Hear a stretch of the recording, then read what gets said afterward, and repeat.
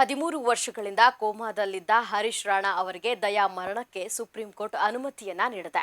2013ರಲ್ಲಿ ಚಂಡೀಗಢ ವಿಶ್ವವಿದ್ಯಾನಿಲಯದಲ್ಲಿ civil engineering ಓದ್ತಾ ಇದ್ದ ತಮ್ಮ ಪಿಜಿ ವಸತಿಗೃಹದ 4ನೇ ಮಹಡಿಯ ಬಾಲ್ಕನಿಯಿಂದ ಬಿದ್ದು ತೀವ್ರ ತಲೆಗೆ ಗಾಯಗೊಂಡು ಅವರು ಸಂಪೂರ್ಣ ಅಂಗವೈಕಲ್ಯಕ್ಕೆ ಒಳಗಾಗಿದ್ರು.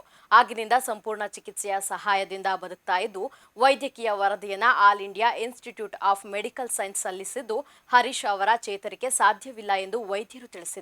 ನಂತರ ತಮ್ಮ ಮಗನ ದೀರ್ಘಕಾಲದ ನೋವನ್ನ ಕೊನೆಗೊಳಿಸಲು ಪೋಷಕರು ನ್ಯಾಯಾಲಯವನ್ನ ಸಂಪರ್ಕಿಸಿದ್ದು, ನ್ಯಾಯಮೂರ್ತಿ ಜೆಬಿ ಪರ್ಡಿವಾಲಾ ಈ ಹುಡುಗ ಇಷ್ಟೊಂದು ಯಾತನೆಯಲ್ಲಿ ಉಳಿಯಲು ನಾವು ಬಿಡುವುದಿಲ್ಲ, ಇಂದು ನಾವು ಅಂತಿಮ ನಿರ್ಧಾರವನ್ನ ತೆಗೆದುಕೊಳ್ತೇವೆ ಎಂದು ದಯಾಮರಣವನ್ನ ಮೊದಲು ಸುಪ್ರೀಂ ಕೋರ್ಟ್ 2011ರ ಅರುಣಾ ಶಾನ್ಭಾಗ್ ಪ್ರಕರಣದಲ್ಲಿ ಗುರುತಿಸಿತ್ತು.